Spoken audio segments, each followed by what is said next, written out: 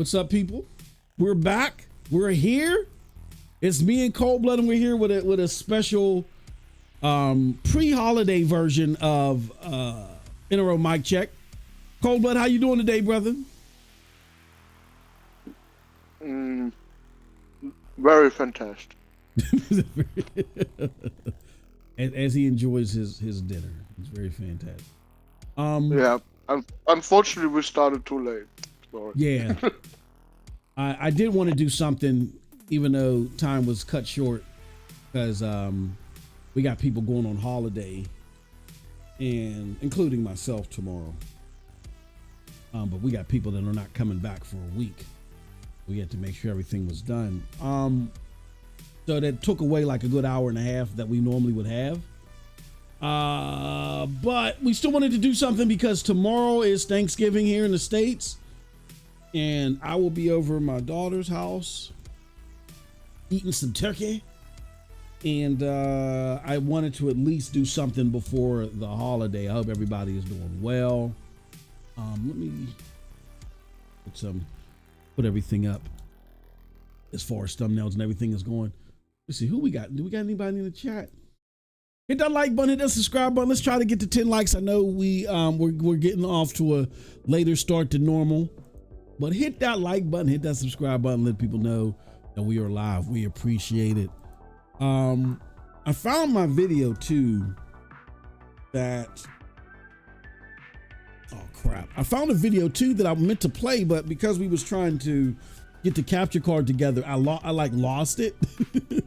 And I finally found it. I'll put that up there tomorrow, and then I'll try to make another video tonight when I get a chance. So we have something on the channel.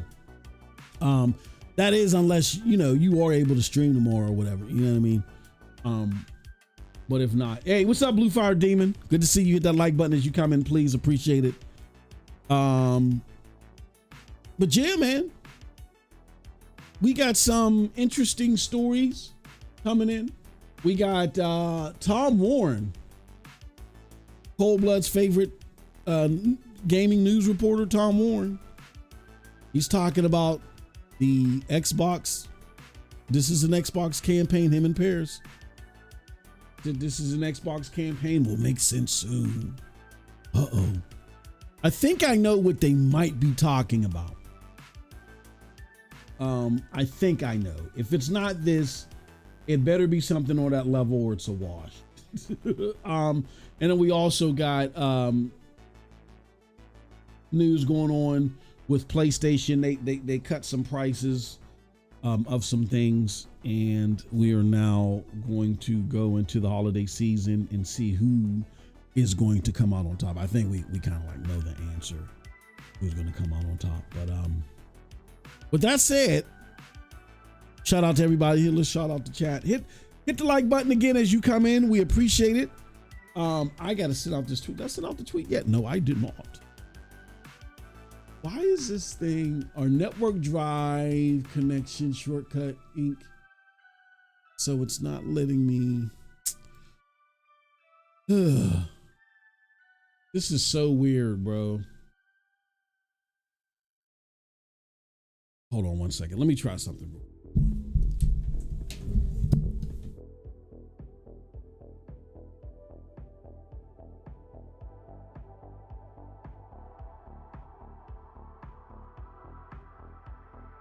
You know what? I think I know what I did. That's what I did wrong. Okay. I reloaded. Okay, I was trying to send out our normal tags and I couldn't open up the file that had tags stored in it. But now I found them. Out of my face. I want to send out this tweet. Hey, here we go. Put a notification to Juice and all of our good friends. Hashtag PlayStation. So Cold Blood, you've been playing some Armored Core. Is that PS5 Pro Enhanced? I think you told me it was. No. Oh, it's not? Oh, okay. No, but it's boosted a lot. Oh, okay. Okay. Like the Series S is on an average at 20 FPS less. Oh, even more sometimes. Oh, okay. In ray tracing mode, you know. Is there so that's the PS? There's not a PS5 version of that game, huh? Or is it? Yeah, yes, there is. What am I talking? Yeah. Of course it is. The hell am I talking? Ignore that. But there's the PS4 Pro enhanced version. Ah, okay. So we're almost there. Let's get the tag. I don't. What is going on? Trying to find all these damn thumbnails. And I'm sorry, y'all. When I was doing the stream yesterday, I didn't even notice it in the background because these earphones are noise canceling. One of my fans on my computer went ajar, and it was like, and every time I talked, you just heard. Yeah, my apologies for that. I fixed that this morning. Well, I had to because I had to get on a call.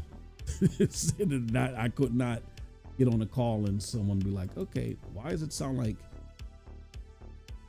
someone's beating the shit out of your walls over there? Check. Find that thumbnail. But we did fix that. As you can see, every time I talk now. All right. There we go.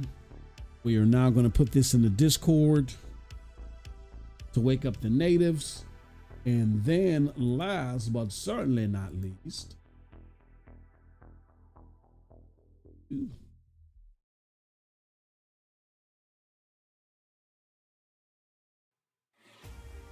know, Tom Warren was one of my favorites when he was sitting on the stadium. I like that guy.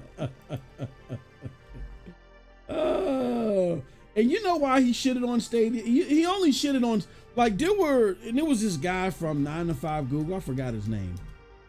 He thought he was like my arch nemesis or some shit.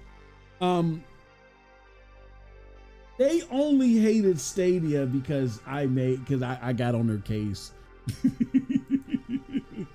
Like Tom Warren, because here's my thing about Tom Warren. I targeted him and I targeted Paul Tassi. No denying it. Because they're dumb. There's no other way to say it but to say it. I can't sugarcoat this shit anymore. We're like we're 4 years through a console generation where people have said some of the dumbest shit and it was idiotic and stupid and it needs to be called what it is.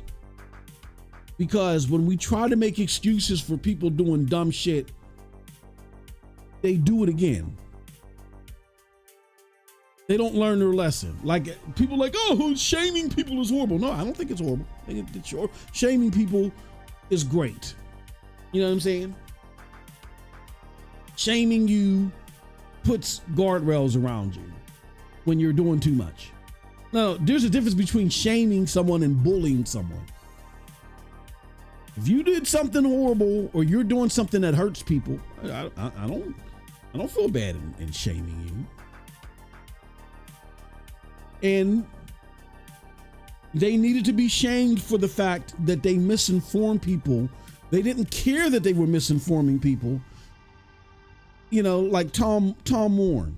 He knows that people were trusting him because they considered him a quote unquote insider, that he was close to what was going on. And you know, atypical insiders from back in the day that had some integrity, they're not going to sit there and tell you shit like, well, what is PlayStation going to do when the Series S outperforms the PlayStation 5 because of the GPU or some shit like that? Why would Tom Warren go and say some shit like that unless he has empirical proof, he's done his research, you know what I'm saying? Like, and not just shooting from the hip because he's some nut glazing fanboy. And Tom Warren, as a matter of fact, he was the recipient of my ire because he did this on purpose. He's one of those, like these quote unquote salt miners that used to love PlayStation. Like Tom Warren used to constantly get, I don't know if Cold Blood remembers, he used to get constantly attacked by the Xbox community because he was a big Xbox hater. Like, he was attacked consistently. That's why Tim Dog went after him after he made his exodus from Xbox. He went after him because he remembers him from them days. He called Tom Warren a grifter. He like just all of a sudden he switched sides. Why did he switch sides, y'all? Because he saw all of the sheep following the pro Xbox rhetoric. He's like, oh, I want in on this shit. And then they made him the head of all people, head of Microsoft reporting, and he turned a whole new leaf. All of a sudden, this dude was pro Xbox. Meanwhile, Xbox did nothing versus what he criticized them on. All the things that he was hitting them on, they did nothing that would have granted the accolades of someone who was just complaining about them. That's like if Cold Blood is complaining, he's like, hey, look, Ubisoft, you know, I'm telling Cold Blood, hey, look, man, you need to play an Ubisoft game. Cold Blood's like, fuck no, I don't like that military shooter strategy. I don't like that shit. They need to, you know, do something different. I'm like, okay. They make another military shooter. And I'm like, you like this now, don't you, Cold Blood? And Cold Blood's like, yeah, this is great. So it's the same thing I was complaining about. Nothing has been fixed, but I love it now. That's Tom Warren. Everything he land-based, just like those grifters, the salt miners, everything they land-based Xbox for, now all of a sudden they ignored. Why? Because they saw the big rush. Go ahead, brother. No, we got a perfect example of that. Every single fucking bot that said, we hate walking simulators. They're dog shit. Yep. Just to turn around and say, oh, Hellblade is the most beautiful game of all time. Nothing beats it. Fuck your ponies. We got Hellblade, you don't. Hellblade got shafted. Yeah. It's the same shit. Yeah. It's the exact same thing. You guys are mad at us. So my thing is, that's why, you know, even though he was hating, that's why I targeted him. Like a whole bunch of people were saying shit about Stadia. I couldn't go after everybody and shit, but I targeted him. And another one that I targeted was Paul Tassi. I had a lot of respect for Paul Tassi, but I'm gonna be honest with you, I don't anymore. Because I have respect for Paul Tassi, not because I don't agree with anything Paul said, but you talk shit on Paul, you come at Paul, he's not running away. And I can respect that. He stood on business. But I can't respect it anymore. He just lies. He lies / makes up shit too much. You know, and that's why the Xbox exec that had firsthand knowledge, Sarah Bond, called him Digital Foundry, IGN of all people, and said, yeah, we have empirical proof that Black Myth Wukong was a third-party deal.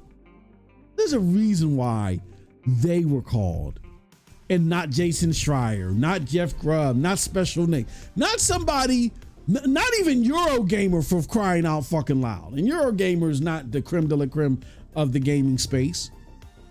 But Digital Foundry was called. Who the fuck would call? Why would you call Digital Foundry about a third-party deal? They count polygons and compute units. What are we doing here? Sarah Bond.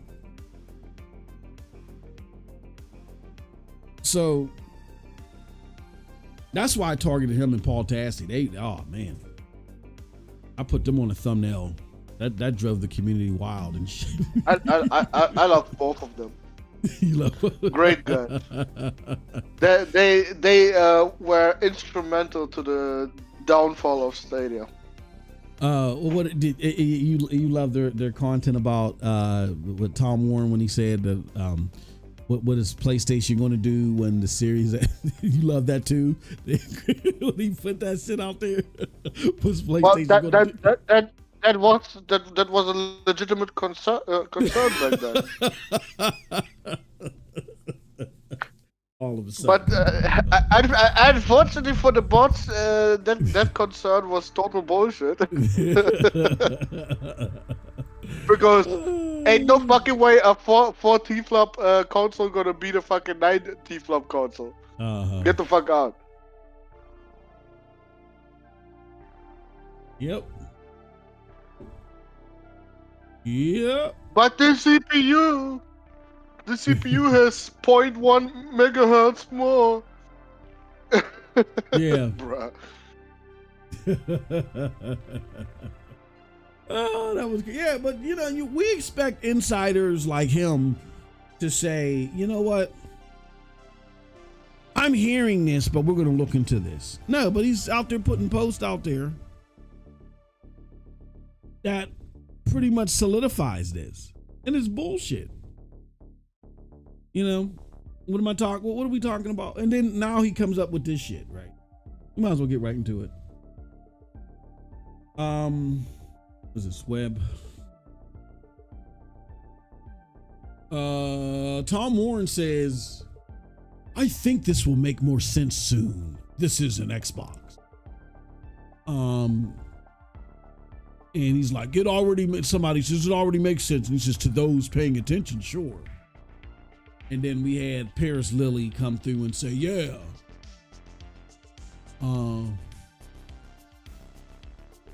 What did he say? Yeah. What happened to them, bro? Are they trying to be on demon time now all of a sudden, right before Thanksgiving? All of them woke up and said all together like a hive mind again. Mm-hmm. PlayStation is abysmal. They're about to die. Yeah. The Xbox is coming back. Yeah. Yep. What happened, Mos? Who sent the hive mind signal? I think what happened was Xbox must have reached out to some people, and they must have told them or showed them something. I have a guesstimate of what they showed them. This is not based off of any like insider information that I've received, but I've heard, I've been watching, throughout the year, them talk about certain things. And remember when Sarah Bond was talking about the biggest technological leap that they were ever going to make, right, with their hardware? Then all of a sudden, a Windows piece. Yeah. And then all of a sudden they were quiet about that. I think what's happening is, I think at the Game Awards, they're going to mention something. They're either going to mention this handheld or mention a series of handhelds, or, them partnering with people on hardware, or they're going to upgrade their cloud gaming infrastructure. That's what I think it's going to happen. And I think they might, this Keystone successor to the Keystone, that's kind of works like a NVIDIA Shield. There were some rumors that Tim was telling me about, that he had heard that they were really looking into updating their online infrastructure. When he was asking me about it, I was like, I haven't really heard anything about it. I do think that there's something that they're going to announce that they must have talked to some people about, because not just what you said, Cold Blood, about them all of a sudden coming out and everybody, hey, PlayStation's having an abysmal year. I think that's part of the messaging. But like I said, on a dime, what did we see? We see an Xbox podcast all of a sudden. We see Paris Lilly all of a sudden. It's going to be okay. It's going to be all right. It's like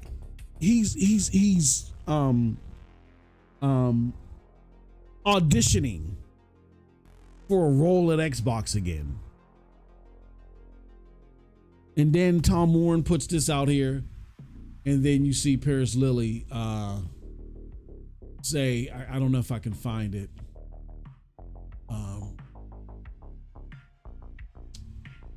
I can't find this tweet, but Paris was like, I think something's going to happen. So this is an Xbox is expanding to somewhere, to something. I just don't know yet, and I don't know at what capacity. You know what I mean? So we'll see. But I would, again, Xbox, you guys got to follow the pattern. Ever since Xbox released or revealed the Series X at the Game Awards, they've, kind of been consistent in having some type of brow-raising statement at the Game Awards. So, one more thing. Mm-hmm. Yeah, one more thing. Yeah. I think you're gonna get one more thing. You're gonna get something in relation to this. This is Xbox. Maybe a reveal of the handheld. It's gonna be something. It's something. It's something. Xbox Series X refrigerator too. Hell yeah. Yeah, something's gonna happen. Where I think something along those lines could be it. But we'll find out. We'll find out at the Game Awards. Apparently they're being hush about it. They told a few people are giddy. They're now dropping hints. Like, this is an Xbox. It will make more sense soon. So something's going to be revealed. I mean, I don't know. I mean, my thing about this is, outside of them either updating the PC store or them making a big leap on the cloud where, okay, now when I boot up my Fire TV, I'm getting a high quality 1440p or even a 4K 60 stream now. Outside of that, I don't know what they could do that would be of any significance. There's a lot of things they can. Moss, wait, why would they wait if they had the biggest game of the year releasing? That's kind of counterproductive, don't you think? What game is that you're talking about? Call of Duty. Oh yeah. Why would they wait until to do that? Yeah, that yeah. Again, it's because it's Xbox, bro. Like,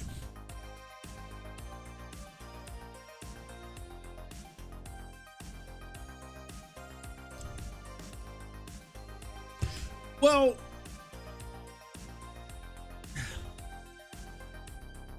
what it could be is, see, look, if I go play Call of Duty,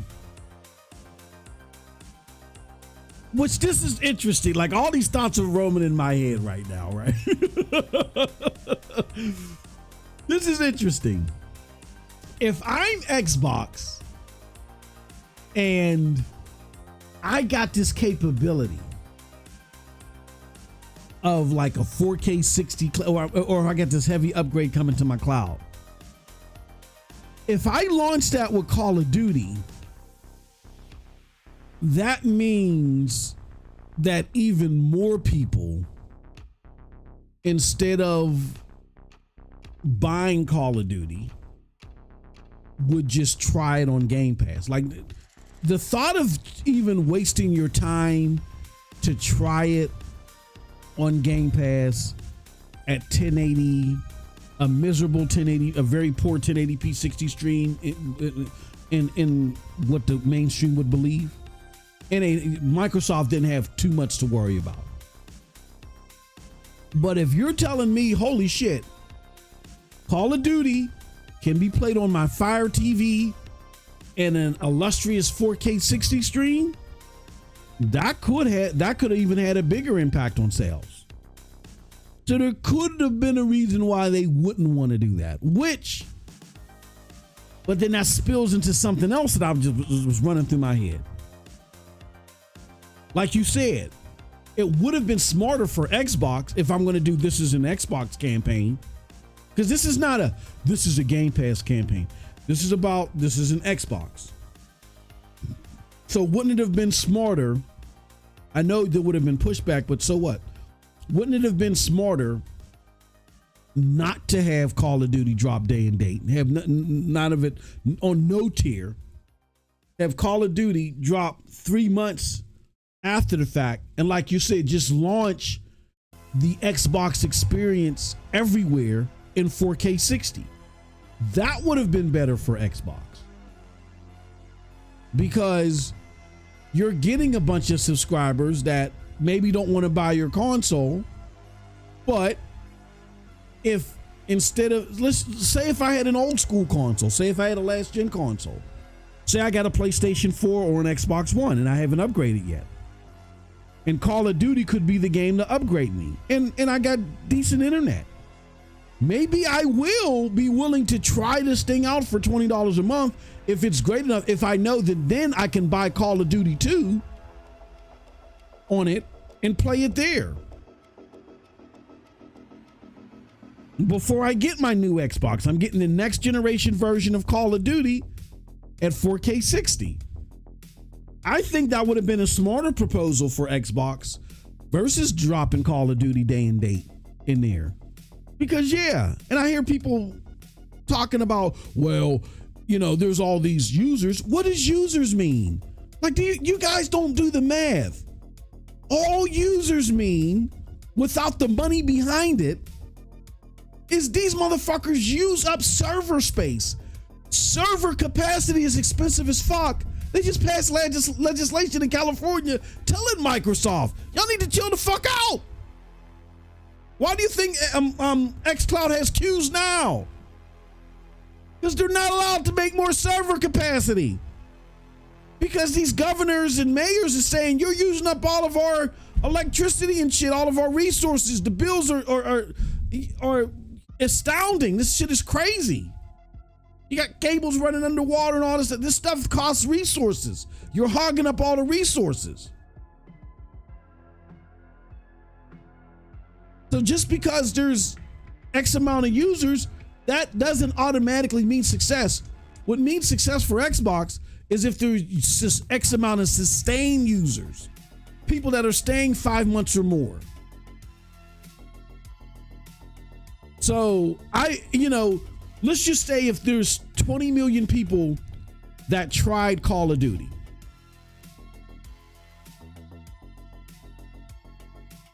and only 11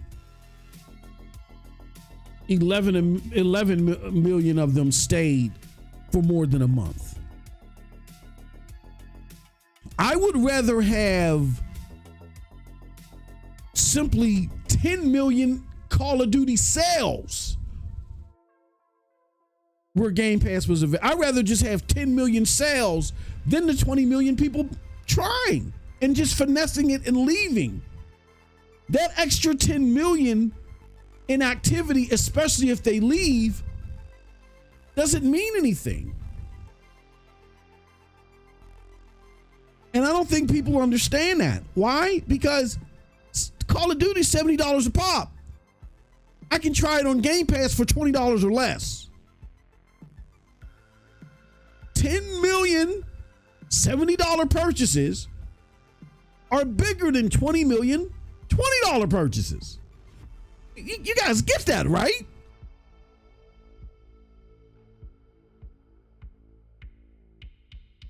It's all about money in the long run, and everybody's forgetting that.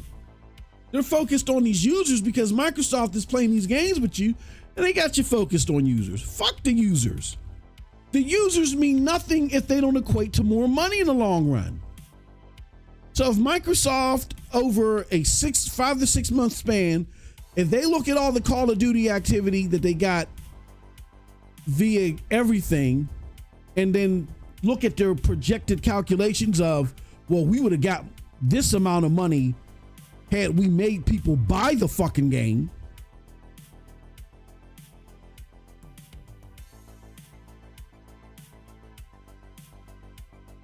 You know?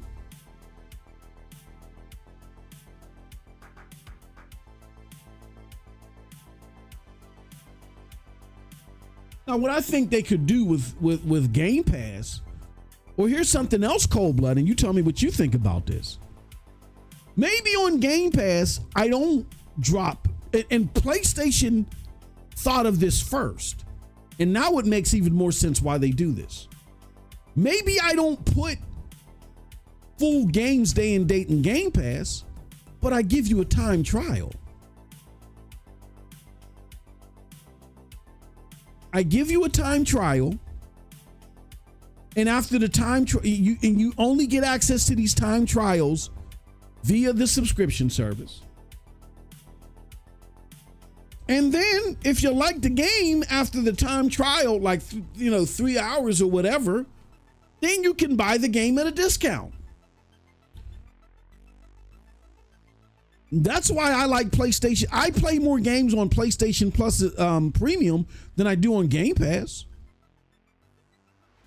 Damn right I do. Like it did Rise, like all the games that they give you, they have better games because people are like, oh, I get to play these Xbox games day and date. The Xbox games day and date are dog shit. Every now and again, they'll get an Atomic Heart, or they'll get Stalker 2.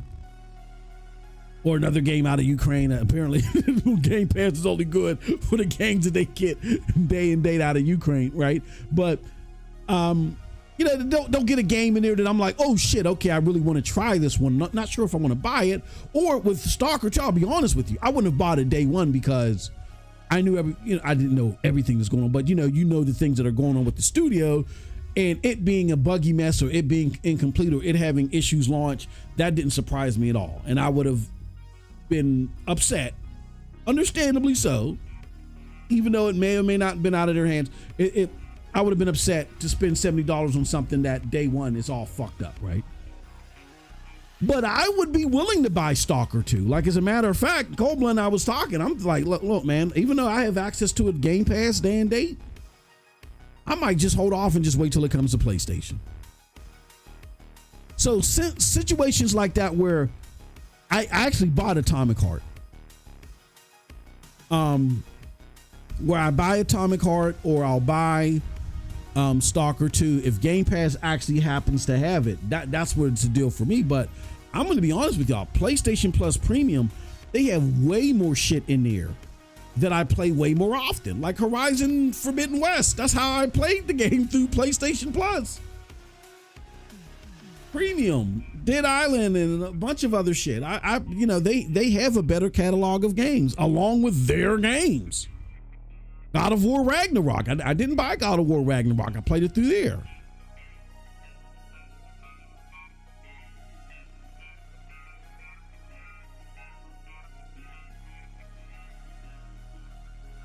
So, yeah, your question, as simple as it was, Cold Blood, it was loaded. If you think about it, you are right. In my opinion, it is stupid to have the biggest game in the world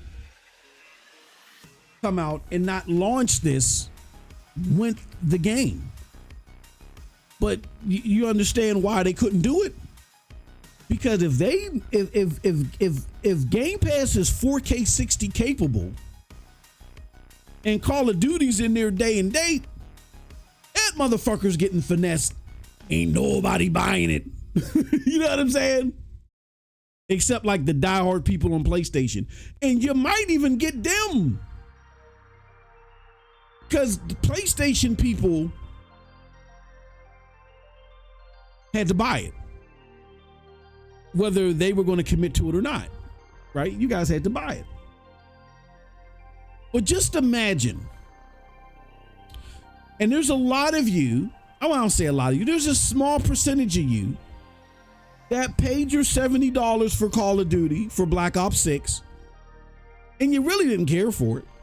Or you played the single player for 10 hours and tossed it to the side. Imagine if all you had to do for $20, or if you go finesse a key out of somewhere, which is easy to do. I do it all the time for PC Game Pass. I never pay full price for PC Game Pass. Never paid full price for Xbox Game Pass unless I forgot to let it lapse and then me put in another code. But say, for instance, you're one of those people, maybe 2%, maybe just 2%, maybe 5% of the people that bought Call of Duty on PlayStation really just don't really get into the game. They want to buy it just because everybody else is buying it. They spent their $70 like, oh well, you know, I became a victim of FOMO and I spent $70. Oh well, no big deal to me, right? But imagine if those people, instead of having to buy it on PlayStation and just try it, what if all they had to do was take their PlayStation DualSense controller, connect it to their Fire TV or connect it to their TV, finesse a code for anywhere between $10 to $20, and play the game for a full month and go about their business cold blood? They lose out. And I don't think Xbox wanted to promote that. So again, I think to answer your question, I know it took me like 90 years to do it as usual, but to answer your question, I think Satya would have done it the way that you said, but because he bent the knee to Phil, supposedly, and allowed Call of Duty to be day and date, that put them in between a rock and a hard place. And therefore, if there is going to be a server upgrade, if this update or whatever is a server upgrade, they couldn't do it at launch. That's my theory.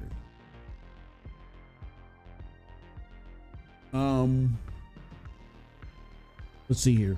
Guys are killing it in the chat, man. Social. Let's see here. Shout out to everybody. We got Juice in the house. Yo, family. We got Ice Queen Gaming in the house. Blue Fire says, I think Xbox is trying the look. We are the cheap route. Yeah, they're going the value route. You know what I mean? And like I've made arguments in my prior videos, and even on Cloud Dosage, Blue Fire, I made my argument that that argument works with the fragmented cloud community right now, because right now what you have with the cloud community, and I'm very much still a cloud advocate, but I understand their pain. A lot of the cloud community is who Phil Harrison said was the cloud community, and a lot of people forget that, and they forget that to their own behest. A lot of the cloud community were tech enthusiasts. I'll give you an example. Shout out to my homie Project Storm. Project Storm was a big tech enthusiast. He liked the fact that, hey, with the current consoles, I can't get 4K 60. And y'all are promising 4K in 60. You know what I'm saying? Now, as they didn't fulfill their promise, he was like, look, you know, and he went elsewhere. But that's because he's a tech enthusiast. He had an expectation as a tech enthusiast. My expectation was not only the 4K 60, but it was more balanced out around the streaming aspects, you know, lighter resources on the streaming. I didn't need a capture card, and I can actually enhance my output with Stadia because it was cloud-based and use my NVIDIA card settings and stuff like that. I was doing a lot of fun stuff with it. And then the convenience of being able to bounce around. My wife comes home, I got to listen to her argue. Boop, boop, boop. Just 3 clicks. My same game instance is downstairs. No downloads. Nights where where it's tax season and I don't get home till 11 o'clock, 11:30, and I literally have 30 minutes to game before I have to go to bed. You know what I'm saying? Scarf down this sandwich or whatever and go to bed. it came in a clutch. Playing at work, you know what I'm saying? And being able to play with great fidelity. It came in a clutch. There's no denying that. So when that tech part of it started to not dominate as much as it did, yes, it started becoming more of a convenience affair. But like I've been arguing everywhere, Blue Fire Demon, that's only relatable to the cloud gamer. And the cloud gamer is a niche community. It's only about 5%, maybe 10% of the potential gamers. Only 5 to 10% of the potential console gamer, which Stadia was trying to levitate to. Only 5 to 10% of the console gamer is disenfranchised. The other 90%, they ain't got no problem gaming. They good to go. That 5 to 10% is a good start to get you in the door. But here's the thing. With all these cloud companies that came out, they all were fighting over that niche 5 to 10%. So that made the struggle a little bit harder. If you want to win the day, which is the mainstream, you're not winning it through the convenience argument. After you get them in, they might say, oh, that might be the icing on the cake for them. But the mainstream don't feel inconvenienced about gaming as it is. As much as I said I don't like downloads, and I still don't, and I don't like patches, and I still don't, the average gamer don't care about it. It's not bothering them. Our argument was, see, I ain't got to spend all this money on storage. That can go towards games. The average gamer was like, I'm not bothered by storage. I could care less. So convenience can't win the day with the mainstream gamer. Tech doing more, giving me something substantial that I really care about that my hardware can't. That's what you got to be able to give a tech gamer. And the tech gamers dispersed.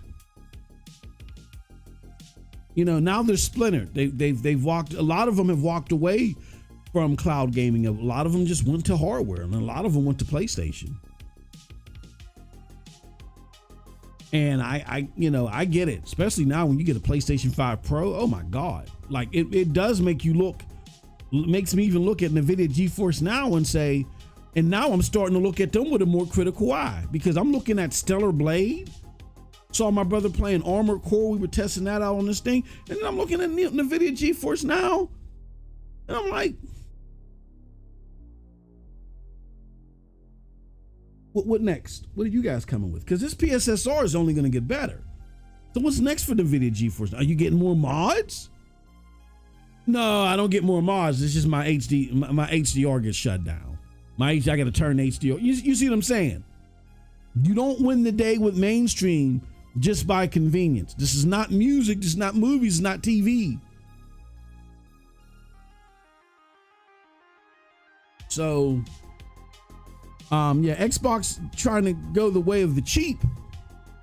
The way xCloud is now, it doesn't matter if they let you buy a la carte games. Nobody's going to care in a substantial fashion, because you're not going to pierce through to that mainstream. Now, to speak of NVIDIA GeForce Now, then I'll move on. NVIDIA GeForce Now, this is what bewilders me about them, is that their marketing is all targeted towards cloud gamers.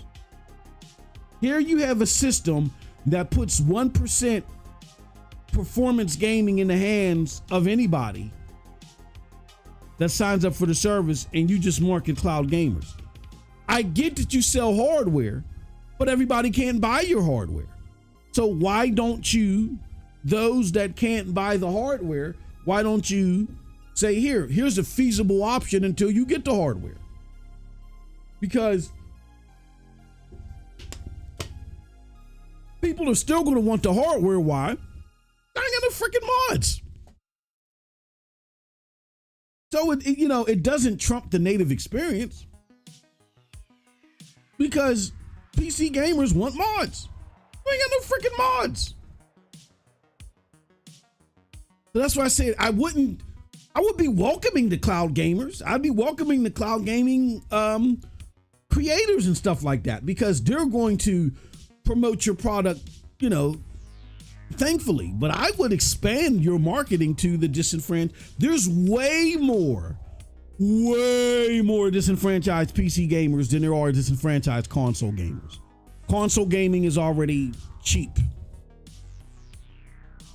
to where the AAA console gaming is nowhere near as far as, price minimum as it is on PC gaming.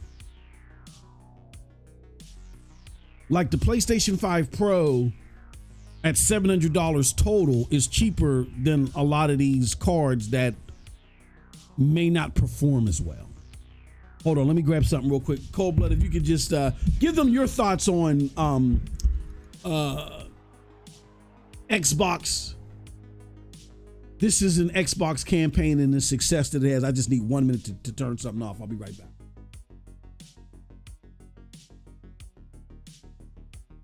I mean, was that really a success? To me, it was just cringe as fuck.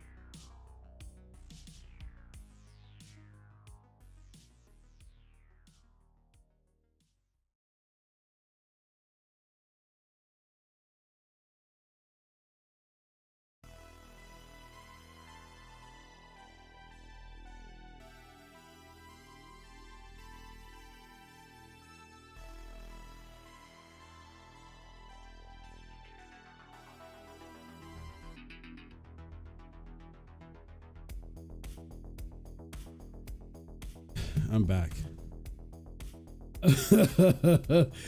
True Virgil in the house. He says, don't help him lie, Cold Blood. What True Virgil saying? Lying again, Moss. He says, don't listen to this guy. He is lying, guys. Shout out to True Virgil. He made his way back. I don't trust anything Xbox or what their mouthpieces say. I trust Drake more. I trust Drake more than I trust Juicy. So stupid.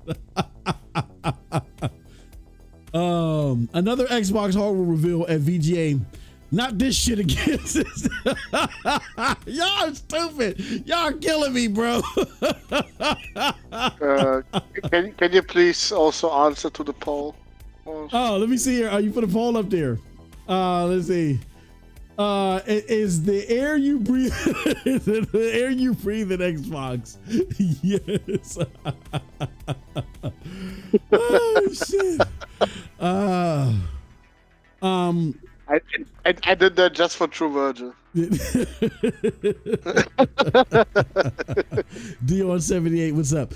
MM, why would you announce another device? Next gen is in 4 years. Well, I mean,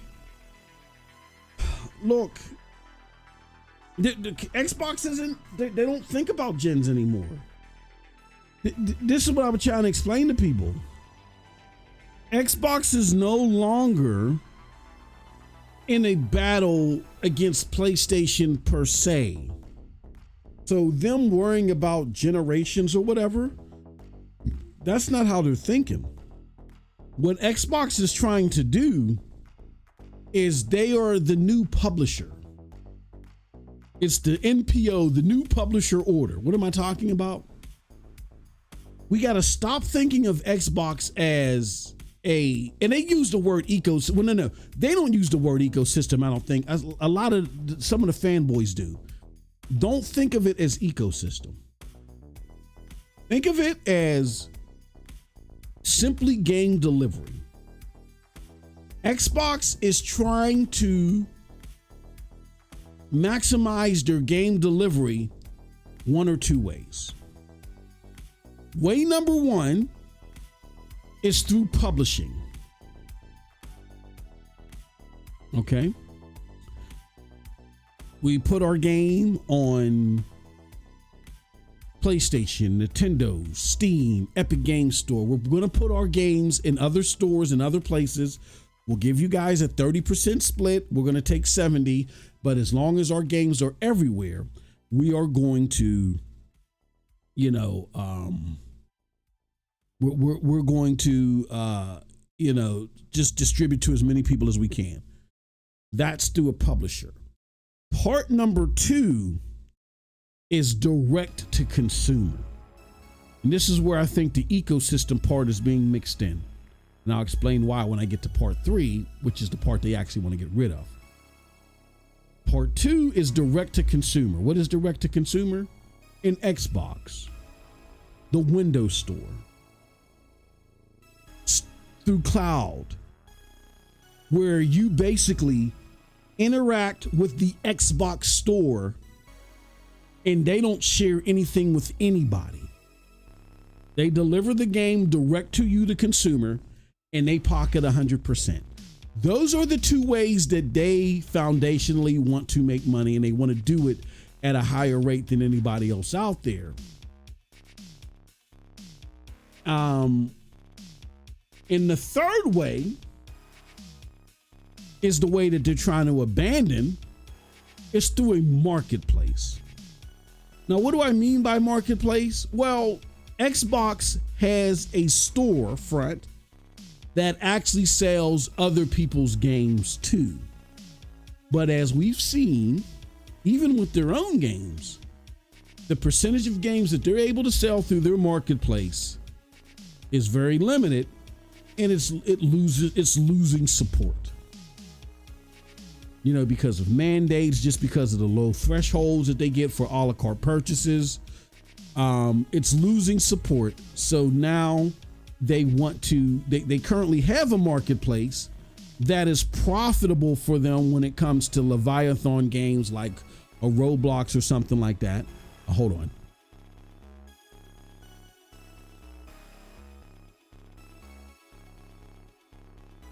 Through Leviathan games like, Roblox or even an Elden Ring and then the future release in GTA 6.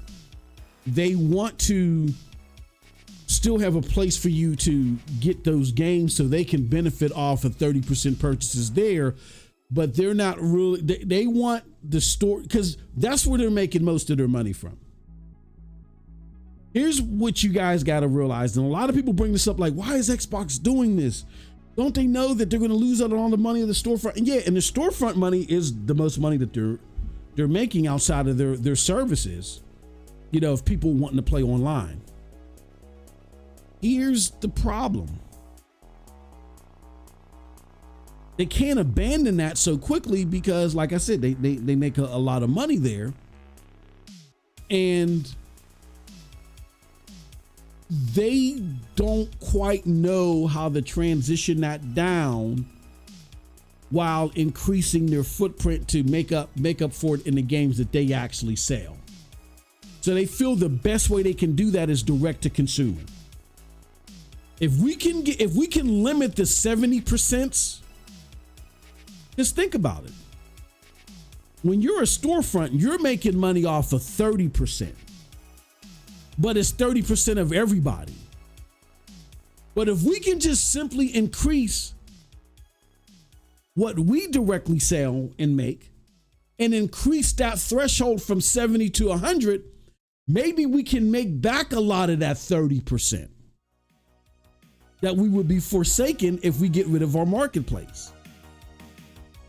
Or maybe we can just have like a very small marketplace that, again, that are just for Leviathan games. Like I can very easily see in Game Pass, yeah, you may not be able to get the next Metaphor ReFantasio from Xbox, right? Because unless it's a Leviathan game, a big budget, big selling game like an Elden Ring, you're not going to get it on Xbox. You'll get a GTA, you'll get an Elden Ring, you'll get to play, and then all the big ticket free to play games, like what do you call it? What do you call that? Apex Legends and stuff like that. Fortnite, those games I could very easily see, particularly the free to play games. Those will be in Game Pass. You know what I'm saying? So you can access them through the cloud. Those will be in Game Pass. I very easily see that. But outside of that, they're looking to transition from their marketplace where they're selling third-party games, and they're looking to increase their footprint on their direct-to-consumer. So generations mean nothing to them anymore. Right? And why wouldn't they mean anything to them? Do they mean anything to PC? As far as hardware is concerned, where is Microsoft trying to push their gamers? PC. Now you may, PC game upgrades may coincide with some of this technology that's first tried out on consoles or wherever, you know what I mean? But generations are a console thing, and they're not going to work within the confines of a generation anymore. They're just going to release games, and they're going to try to release them in as many places. Now, well, how does that make them a publisher? Because Ubisoft is doing the same thing. Ubisoft, you guys know that Ubisoft now has a cloud service. Now, I'm not talking about them being attached to Amazon or them being attached to GeForce Now. Ubisoft has their own cloud service. You can boot up Ubisoft Connect right now on the PC. Try Avatar, Pandora's of Tomorrow, whatever the hell that game was called, on the cloud. I think you can play it at 1080p. That's their direct-to-consumer approach. And then, if you start buying from them directly on the cloud as well and they increase their footprint, then they increase their margins as well. That's all this is about. Microsoft is hedging on the bets that, hey, maybe you don't need a marketplace. I mean, outside of these free-to-play games, maybe you don't need a marketplace. Maybe what you could just basically do is support these, big, you have a storefront just big enough for these Leviathan games, and then everything else you sell is basically yours everywhere you can sell it.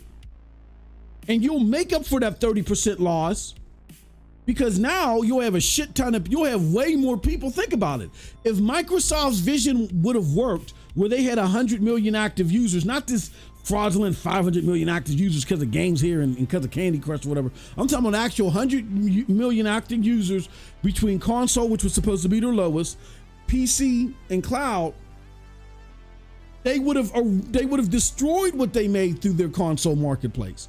Why? Because they would have spread their footprint through the Windows Store and through their own direct store just off of their games. And so that 30% that they were getting out of the Xbox console store, they would have made up for hand over fist by spreading to 100 million active users. That's what Microsoft is hedging their bets on. Matter of fact, that's what all of the publishers are hedging their bets on. Because the console market hasn't really grown all like that, even though people are still making money off of them. But they see potential growth, these publishers do, in direct to consumer. EA's had a cloud service that people were beta testing in 2018 and 2019. You guys know that, right? So there's a lot of stuff happening with these publishers, and they want to do more direct to consumer stuff to increase their margins. And Microsoft is looking at it to say, okay, we might, if we don't sell the next Dragon's Dogma or I don't know, the next Space Marine, yeah, I mean, that's going to hurt us, but we don't sell a bunch of them anyway. What if we just sold more of our games directly to consumers at 100%? We'll get the normal 70% of that game if we put it on PlayStation, but we're getting an additional 30, which is a full 100%, because we're selling it direct to the consumer. So we're no longer going to miss that 30% that we're getting from these other games that we hardly sell now. You see what I'm saying? So that's why Demon Fire, they don't care about generations anymore. They're just trying to sell as many games as they can, and they're trying to increase that direct-to-consumer pipeline so they can get more money to make up for what they're going to lose out on when they abandon their more robust marketplace. I think they're going to go to a more closed-in marketplace. You'll still get Fortnite. You'll still get Apex Legends. You'll even get the big they'll work out deals. They'll pay for ports for GTA 6 or whatever, because those games are too huge to miss out on. But anything else, they don't care. They won't care.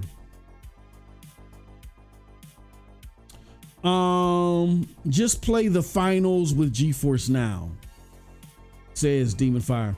All Xbox games going on PlayStation 5 and switch to cloud gaming PC. What's the point of owning an Xbox? Go ahead, try to convince me. I don't know, Cold Blood. What's the point of I think he was talking to you. What's the point of owning an Xbox? I don't see a point.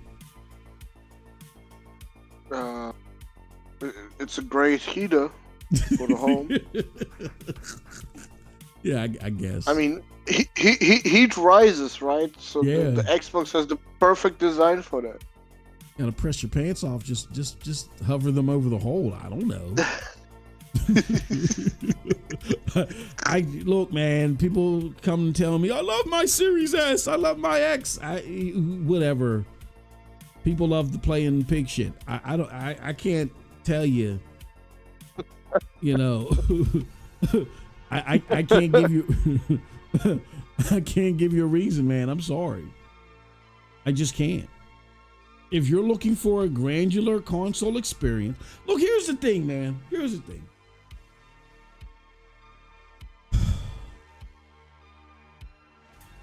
If you're a cheap bastard, if this like hurts your wallet, and notice how all the PC, this is why I was making this argument yesterday. All these PC people that slurp Xbox from behind. Notice how they got like 3050s, 2080s. They got first generation i3 processors. They still working off mechanical hard drives and shit, right? They got the most flimsy parts out there. And again, I'm not talking shit because I'm one of them. I only got a 3070. I don't have a great processor. You know what I mean? It's okay. But these motherfuckers, they talk and they get into the console wars because people don't realize it. Their actual PCs are on par with consoles. It just runs Windows and got a calculator on it. That's it. The main PC people like my brother Cold Blood or my actual brother who have the 4080s, the 4090s and shit like that, they're not thinking about worrying about console. They got their top of the line rig and they're like, look, there's some shit coming out on console I can't get on PC. I'm a gamer. I'm at no expense. Let me get that PlayStation 5. Or let me get that PlayStation 5 Pro. Because they just want the best of the best wherever they can get it because they're gamers like that, right? the people that battle even in the PC space over consoles, they got PCs that are comparable to console. This is what I love the PlayStation community for. I used to hate them for this when I was an Xbox. What you guys asking for gamer score for? I don't care. I don't use gamer score. I used to hate that because like that's so intrusive and so stupid. Because I don't really care about achievements. I think achievements are like at the bottom of my list, right? Just because of the nature I play games. But it's important. Why? In this space, is you got a lot of people talking shit about games and don't play them.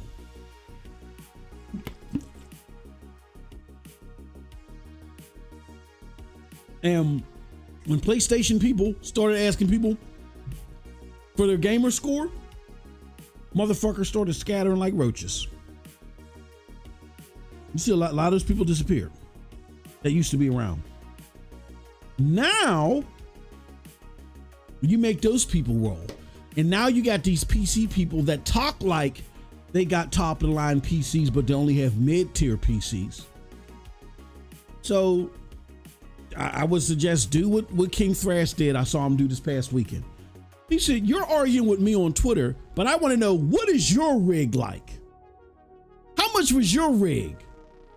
And the dude he was arguing with was like, well, when I do buy my rig, I surmise that it's going to be $2,000 because, and I'm like, whoa. You don't even have this rig yet, but you're talking all this shit.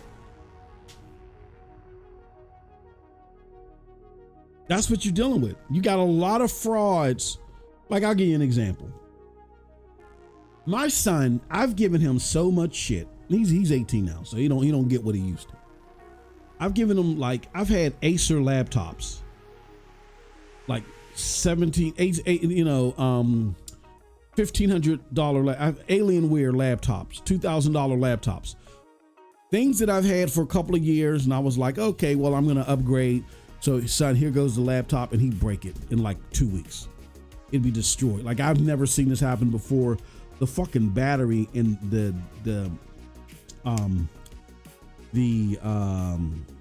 Alienware laptop, it started to inflate and bubble up. So what the fuck is this? Like, how does this even happen? Keys missing, just the parts ripped. So he, for a while, just had a Chromebook. He's a PC gamer. He had a Chromebook, and I said, if you want to play PC games, motherfucker, play NVIDIA GeForce Now. Yeah, I'm not buying you nothing else. You're going to buy it your goddamn self, right? And so he's on NVIDIA GeForce Now. He doesn't even have Ultimate. Just get regular NVIDIA GeForce Now, premium. And he'll sit there and talk all this shit. Yeah, well, the consoles can only do this. And I was like, but son, you're gaming on a raggedy ass Chromebook because you break everything. You can't talk. This isn't part of your conversation. Like, get out of here. That's this PC master race that wants to get into the console conversation. And I'm telling you, the thing to do, because if somebody would have done that to my son and say, what rig are you gaming on? You know what I'm saying? That's what y'all need to do. Ask them, well, what are you gaming on? You know, you want to talk shit on a pro, what are you gaming on? But Dark Zone, bro, I'm not even on front. The majority of people that really like Xbox games, right? Like, there's two types of Xbox gamers. The people that are actually playing games. There are the Xbox gamers that have been disillusioned into, you know, PlayStation games ain't that good. This is what I'm used to. It's cheaper here. I might as well stay here because there's nothing better anywhere else, right?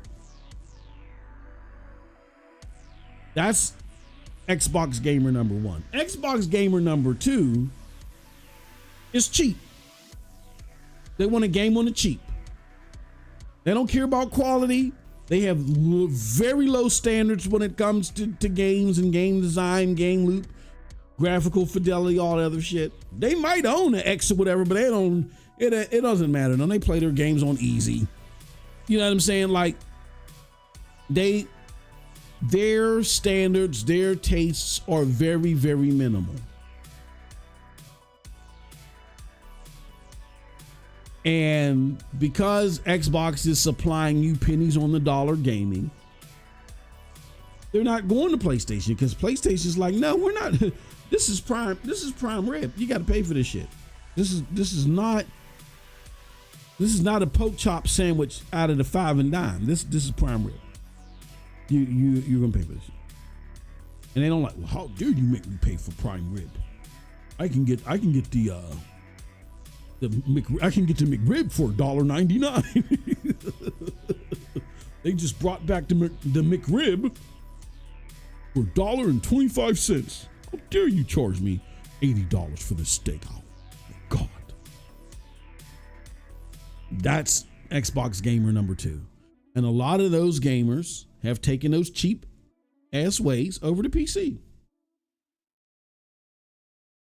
Because like I said, the top of the line, 1%, I don't know one top of the line, I don't know one PC gamer that got all this shit that hates on PlayStation. The people that hate on PlayStation because they want their games on PC. They ain't like Xbox because they're not willing to spend the money because they don't have it. A top of the line PC gamer has it. So PlayStation charging quality, they don't care. All they know is that, hey, most of my gaming I'm going to do through this badass PC, but if I want these other badass games that aren't available on PC, I just got to play them here, and that's what I'll do. So,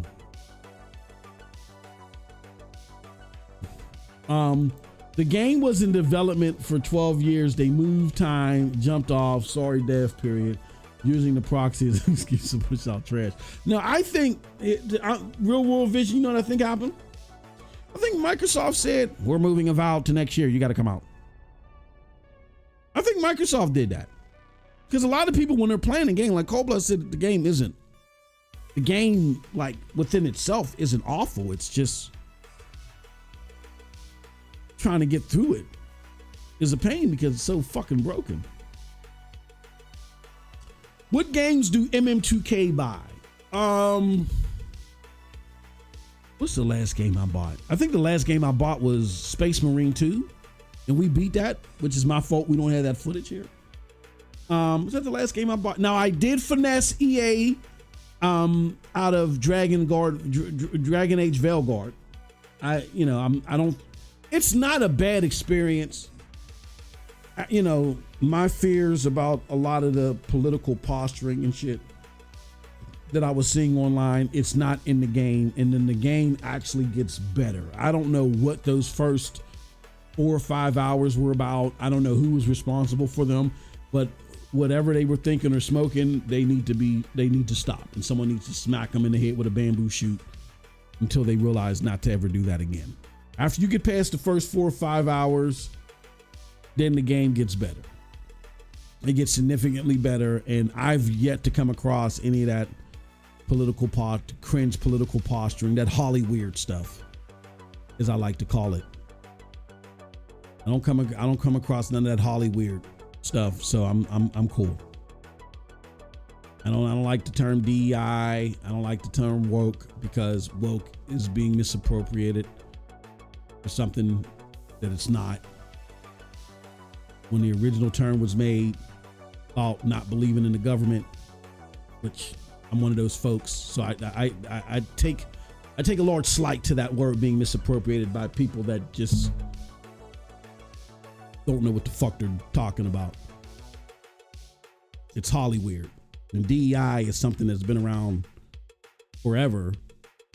It was never meant to do some of the Holly weird shit that you see now. Like, even as a minority myself, I look at some of the cringe stuff like you saw with what was that fucking Star Wars show? I forgot. Where the chick was an assassin, and they're talking about, yeah, we made this to make white people mad. Okay, so the largest your largest demographic of your fan base, you just want to make them mad just because they're white. Like that doesn't even make sense. That's, you know, so even cringy shit that's used in the name of diversity, it's just because they use the name doesn't mean it's diverse. Like I come out tomorrow and say I'm the Pope. Does that make me the fucking Pope? No. So this you can't even call it DEI. Not DEI. It's Hollyweird. It's Hollyweird cultural standards that is being propagated in entertainment and gaming. Like even minorities look at some of this shit and be like, nah, this is weird. Like what's going on here? Hold on one second.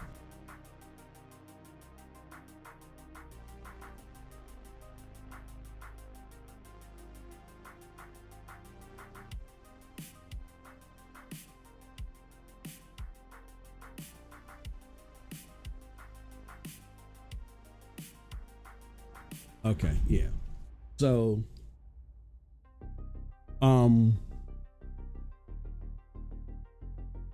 yeah, I have a problem with Hollyweird stuff. That's why I don't subscribe to the Hollyweird activists, and nor do I subscribe to people like Grums or even Elon Musk. I think they're weirdos too, because they just try to paint everything with a broad brush, and they're trying to play identity politics, which I'm not a fan of either. Keep your grifters and your weirdos away from me. Keep your Hollywood people away from me. And let's just play some games. Let's just have some fun. Let's play some badass games. Let's play some good games, some good writing, some good gameplay loops. You know what I mean?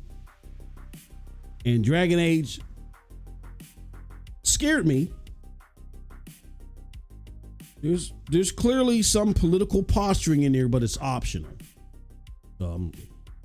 You know, so I finessed that game. I didn't buy that one. I didn't buy that game. I finessed it off of. Y'all see that Horizon was supposed to drop on PlayStation already, but got pushed? No, I didn't see that.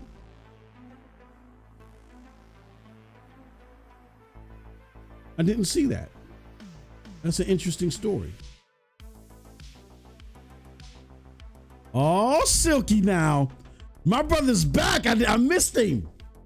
Where you been at, Cowrie? Shout out to my homie Corey. Happy Thanksgiving, brother. Glad to see you back. Cowrie. He says, this is gaming. No one wants to talk politics. Yeah, I don't want to talk politics. Like, and I gave examples in my members content, Corey, where there's certain, I mean, I don't subscribe to any of these politics. I think they use us, regardless of what your demographic is. Here's one thing that I've learned. Okay. And you're talking to young kid from the inner city. You know what I'm saying? I grew up around liberals, right? Democrats and liberals, because you're in the inner city. That's all you know, right? So I grew up around them. And so when I went to work, to me, when I finally got my first white collar job, you know, behind an office and behind a desk, I just assumed that, hey, if you weren't rich, everybody was, was a Democrat. The way I wrote, when you went to go vote, regardless of if you agreed with the Democrat or not, you registered Democrat, because when you register Democrat, you get access to more primaries. You don't even have to be a Democrat. So I remember going into the office and talking to my new colleagues about some of this stuff, and they're, what registered Democrat? I mean, they almost had a conniption. I remember, and this is when I was real young. Bush was in office, or he was running for office against Gore. I made a joke about Bush, which I don't care about. I didn't care about Bush or Gore. I don't get caught up in that shit. And they almost had a conniption. It was a culture shock for me, because I just never seen people that cared about the Republican candidate all like that to get upset about a joke. And so it was a culture shock for me. So I've been around so many people of all walks of life where those say, and I was responsible for making sure that those people from all walks of life got along and respected each other. You didn't go to MSNBC and think Joe was this type of way. You didn't go to Fox News and think Malik was a certain type of way. Like we're gonna live in reality and respect people as who they are, and respect their individuality, and know that when we come to the center, you know what I'm saying, there's just a level of decency that, like, a lot of this extra jargon and bullshit that we may do at home, leave that at home. We come here to work, right? And so I got to know and understand all types of walks of life, to where I didn't just go back to my camp and, oh yeah, these people are only this. So I had to develop an understanding in order to make these different people from different backgrounds work together. So, I don't get caught up in this. And I started to see from that level, as you look at the current day politics and what it was aimed to do, it's just aimed to make us fight each other. Like 90% of the shit that people are throwing at us and showing us, look at this, isn't this a travesty? Isn't it? Look at what they did. It's made up. It's not even that impactful. It's made up. It's made to pin us against each other so they can do what? Take our money from us. Things are going up. There's no rhyme and reason because of it. Like insurance, they're like, if you don't pay attention to the news, your car insurance is going up 60%. Why? Are there more accidents? What is the reason? Car insurance is not a commodity. It's a service. Why is it, if there's not more accidents, why is it going up 60%? You're not paying attention to that, because you're just paying attention to the social issues. So modern day politics is just to keep you distracted while they pilfer you. They fleece you. I learned that years ago. That's why I was never into that shit. Shout out to John Breska, who just subscribed. That's why I said I don't want to hear from the Grums and the Elon Musk side. I don't want to hear from the political posturing side, that's trying to put these agendas in, like, Star Wars or what, these cringy things in Star Wars. Yeah, we want to make this great group of people mad. Why would you say something like that? You're alienating yourself from people that probably that in a lot of ways didn't have anything negative to say about you. You turned them negative against you. Yeah. He says, this just shows, is doing my last few hours of work last week. Oh, okay. Now I got you, brother. Happy Thanksgiving, man. Happy Thanksgiving. I hope you enjoy your holiday. But yeah, that's the approach that I take. I don't believe in none of this stuff. I think they're all liars. I don't believe in no politicians. I've seen it from a level because I used to do this thing called moot court competition, where because I thought I was going to law school. You're right. I was going to law school for a while. So I would do like these mock competitions and stuff when I was in high school. And part of the assignment as I was transitioning, because I was going to go to the University of Cincinnati, one of the transitions that I made was I had to go work for, I got to work for the mayor of Pittsburgh. Who was it? Because Caligiuri had just passed away. Tom, what's his name? I forgot his name. But yeah, I got to work for him in an internship for a summer. And the stuff I saw, just even from a local level, I was like, okay, this is interesting. You know what I mean? So I kind of got like the inside track a little bit just from the local level. And then as I watched it more and more and more, and I started seeing what politicians said, I said, man, these are a bunch of crooks and liars. And then you started seeing the rise in the early 2000s and the late 90s of these social issues predominating the news. And I started realizing, okay, this is a smoking mirror. This is going up, that's going up, And then you'll notice that every time we try to make an effort as the populace to make money and do well for ourselves, the government takes it away. And then there's nothing said about it. And they're all in cahoots with each other. They trust me. I know they all work together. I don't subscribe to that stuff. Oh, we got Sean in the house. He said, now what? Distraction is the cause of why people are exactly, Corey. Exactly. They pin us against each other and they get us fighting each other, and they just take our money. Now, again, I'm not saying that there are never no issues on the social front. There are. There's definitely issues, but it's divide and conquer, bro. It's divide and conquer. When they are the enemy In all of them. Doesn't matter if they got a D or an R next to their name. They're all the enemy, bro. Especially from the federal level. Because they're all in cahoots. All right. So these holidays. Were you about to say, Cold Blood? Yeah, Sean came to fight you. So What'd you say, Sean?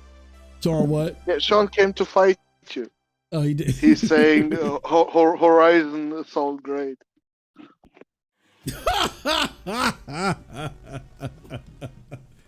Yeah, right. Oh, is my mic cutting out every other word?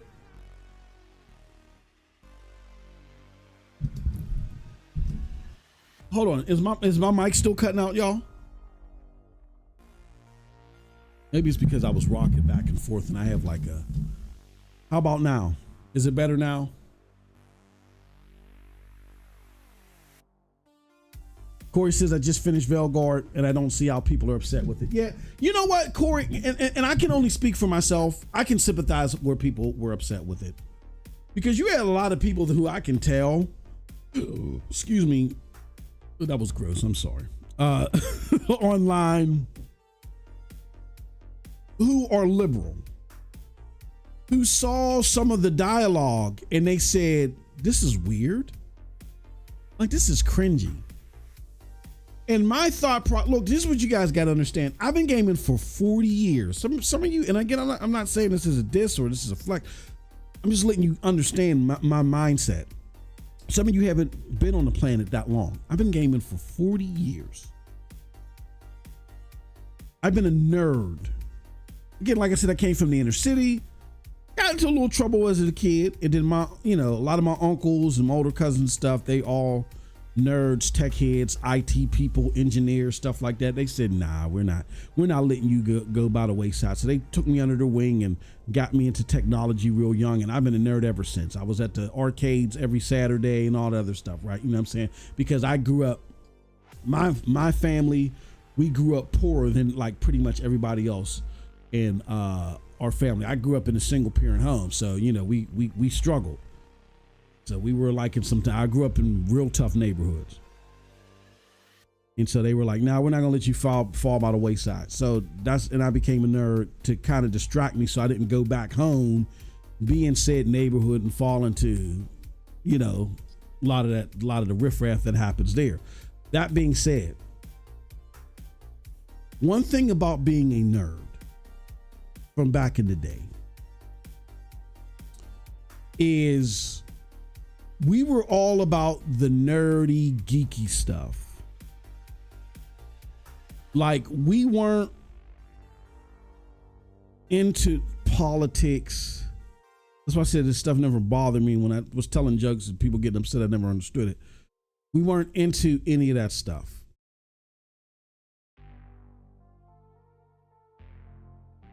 We weren't into DEI, you know what I'm saying? Either. We weren't, on the flip side, we weren't into that. So, like, it was nothing for me to go to the arcade.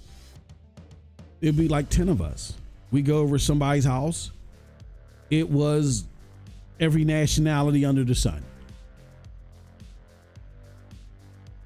I'm used to that. That's why I was telling you guys, when you hear certain people from the Grum side say, "Oh no, what is that woman doing? They don't play video games." We went to the arcade with females. Out of the 10 of us, 3 or 4 of them were females. 2 of them lived across the street from me.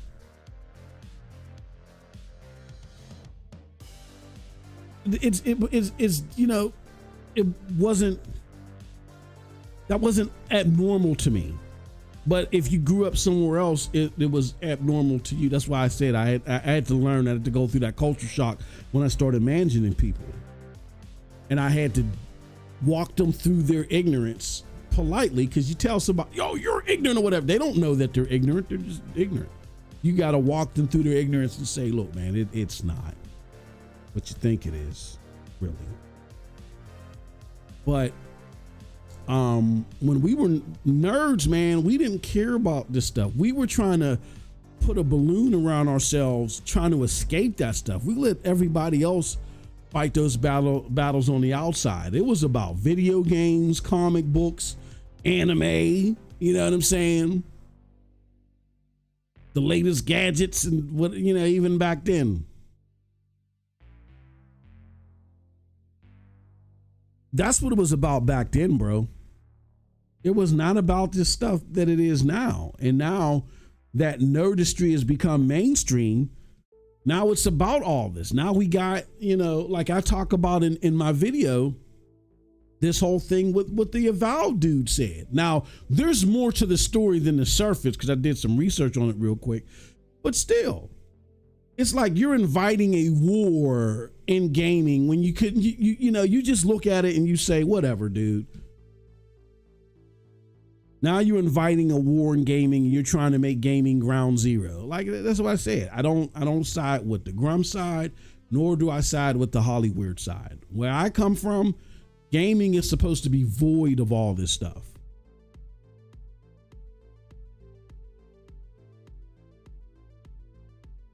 And unfortunately, it's become ground zero now.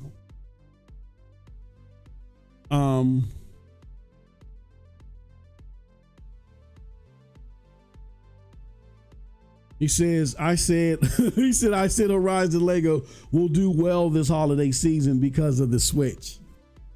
I mean, we'll see. He said, I hear you fine. He says, conservative, that's what you meant.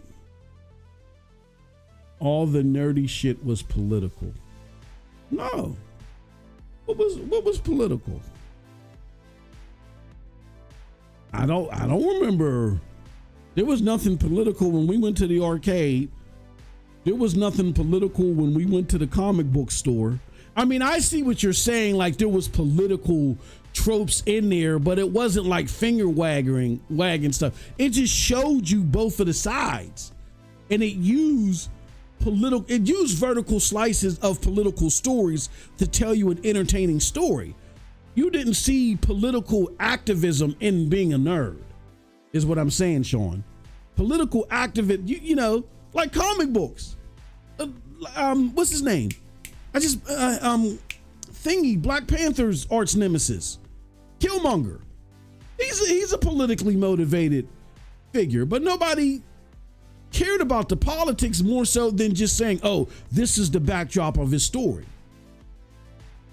That's it. Yeah, so there were a lot of politically motivated stories that gave you backdrops, but they were never trying to push you one way or another. They were just telling you this person's perspective, that person's perspective, because, you know, it kind of was entertaining. But in the nerd stuff, they never tried to sell you a political message. Not that I knew of. He says, the DEI thing is so overblown. I wish we lived in a country that didn't need a DEI. Yeah, I think what it is that it's Hollyweird. You got two things going on, Juice. You do have Hollyweird that is looking at groups of people and saying, instead of saying, look, we need better representation. I'll never argue against that.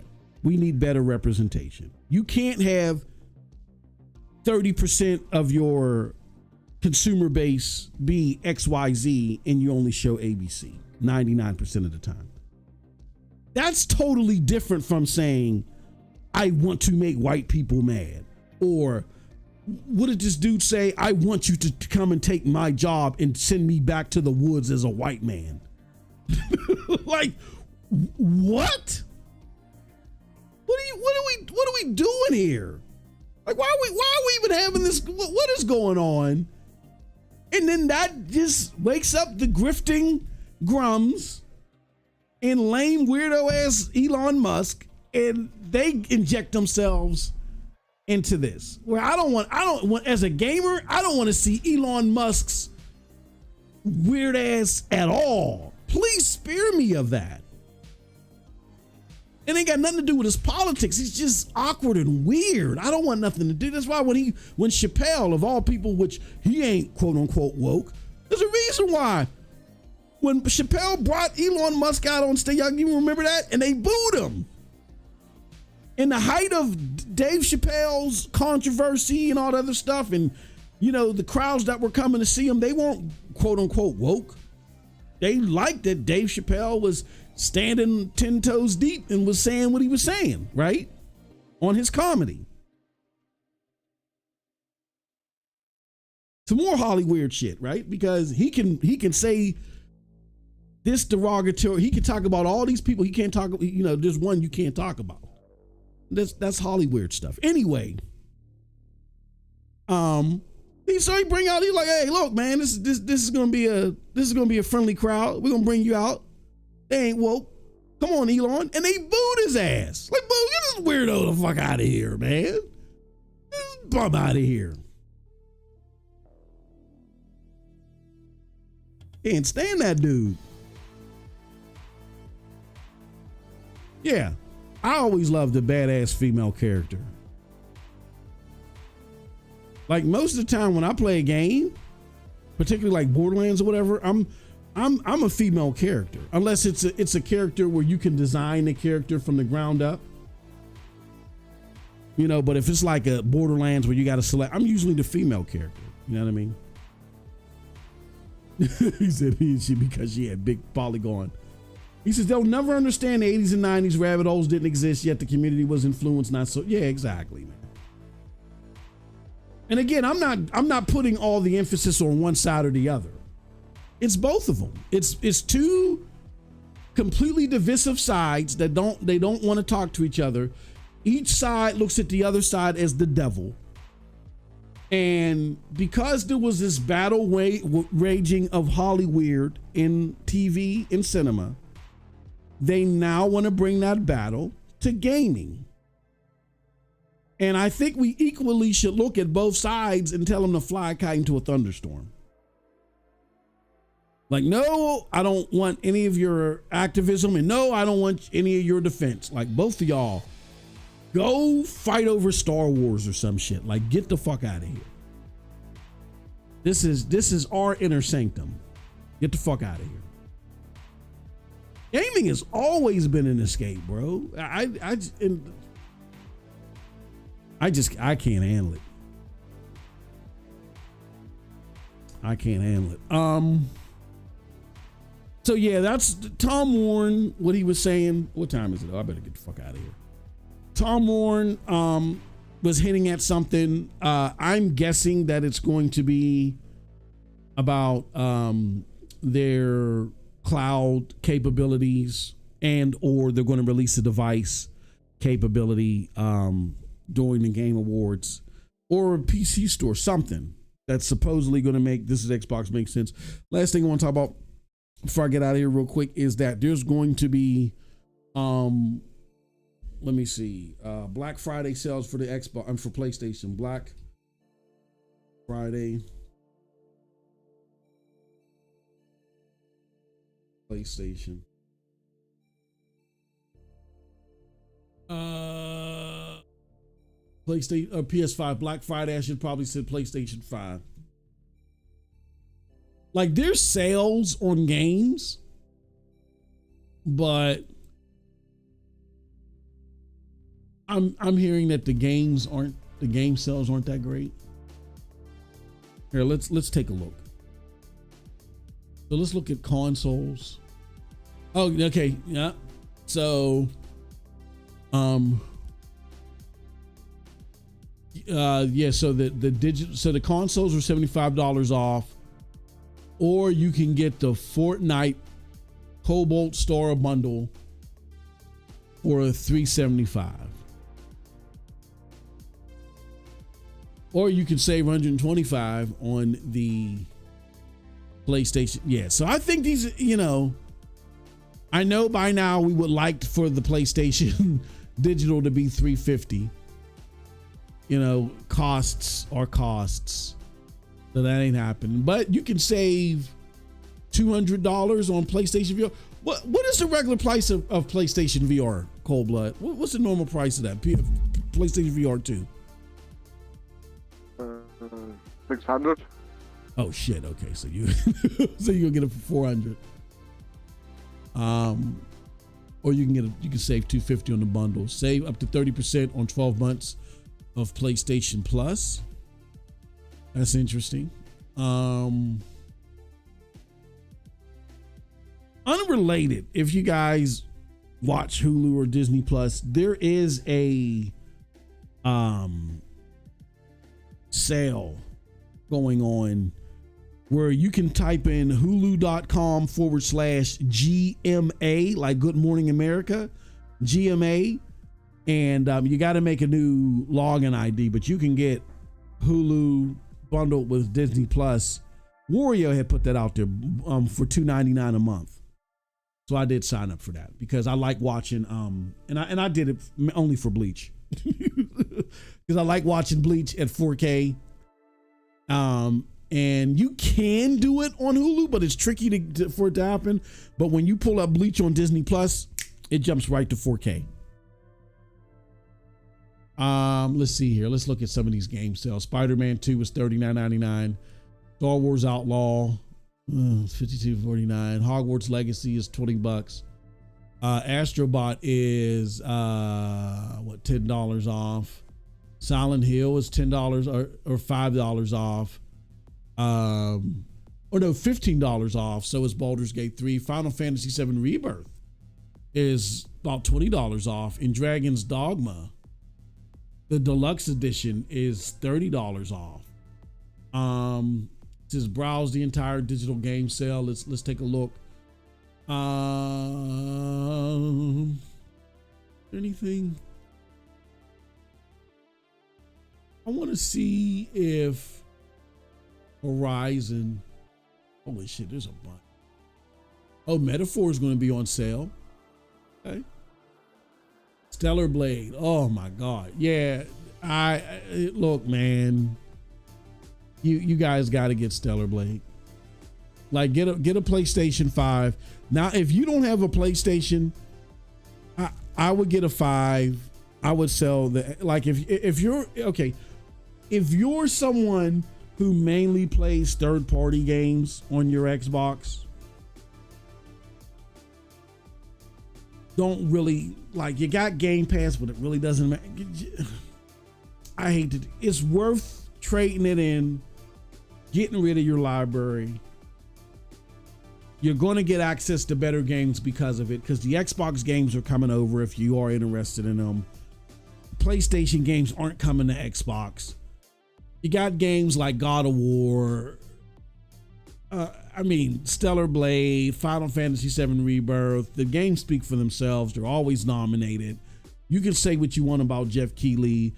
The Golden Joystick Awards, right? Cold Blood, they're selected by the people. The people select the PlayStation games. That's your best bet. Your Rise of the Ronin's on sale. Sea of Thieves is on sale. Sea of Thieves is on sale. I can't believe that game did as well as it did on PlayStation. That surprises the hell out of me. Sekiro's on there. I wonder if Horizon. What did well? When Sea of Thieves. I'm so surprised that did well on PlayStation. Why? Because this game is dog shit. Well, do these casual PlayStation people know that? Well, yeah. I think that and the allure of an Xbox game. Oh, boy, an Xbox game. What is that doing here? Let's try it out. Nah, mostly it was just pirate game. Wanna play pirate game? That's all.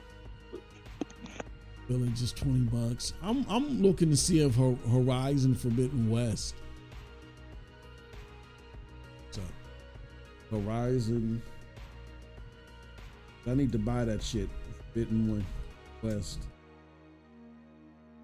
it on sale? Nope. Nope. Ain't that a blip? Horizon Forbidden West isn't on sale. But I bet you if you go on like Slick Deals or something. Boss, don't you see something missing? What's that? In chat right now? What? Well, something is missing, which we've been waiting for a whole week. Right? Oh, what's that? Well, Corey didn't say one magical word yet. I was wondering when you was gonna pull his chain. I thought you gonna do it. He said I got like 4 or 5 games on the black. No, I thought that you would. I thought maybe you were like, nah, I'll let him live. I guess not. No. Not me. You know me, bro. That ain't happening. Corey's calling you out. You got something to say? He's calling you out about Silent Hill on PlayStation 5 Pro. You got something to say, brother? I thought he was gonna let you live. Wow. They did not. They didn't put Horizon Forbidden West on sale. And you know what? They're probably you're gonna get a lot of, or I don't think you're gonna get a lot of leeway with Horizon Forbidden West, especially after they put it in PlayStation Plus and they lost 150 million off of that. Yeah, I think we're going to see the ramifications of that. You're not going to get a lot of sales of that game. He says it's on sale on PlayStation Direct, MM2K. What? Oh, Horizon Forbidden West is? Why would it be on sale on PlayStation Direct? Not PlayStation. That's weird, bro. Are you talking about the console? Or you talking about Horizon Forbidden West? Yeah, you got to be talking about you're talking about the console.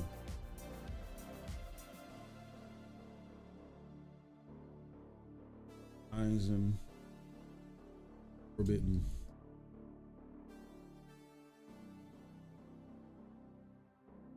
No, you're right. Oh, but it's the physical edition.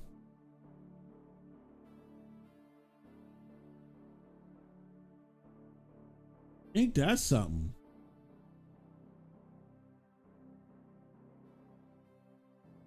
You are right.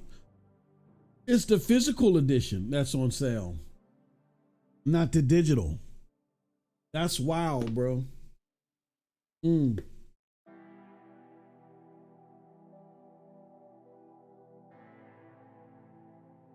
So you got the DLC, you got complete edition. No, Moss. Now he's saying, "Oh, it's patched now. Now the beef is over." You know what they patched? You actually know what they patched, right? They literally patched out PSSR because that dog shit ain't working on it. They put back FSR in there. So no. The beef ain't over. It just started. It got even worse. The fuck you talking about? They patched it. They patched it to shit now, yeah.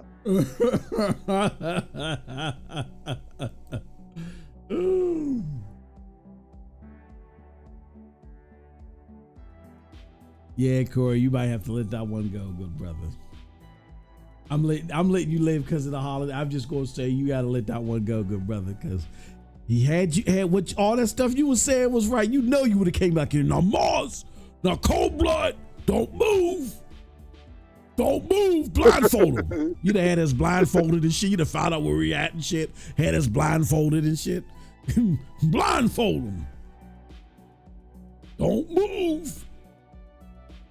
Damn, yeah, it's only the physical edition. Yeah, you gotta, you know what I'm saying? You gotta swallow that humble pie, man. It's all right, man. It's all right, man. I had to do it myself too, man. It's all right, man.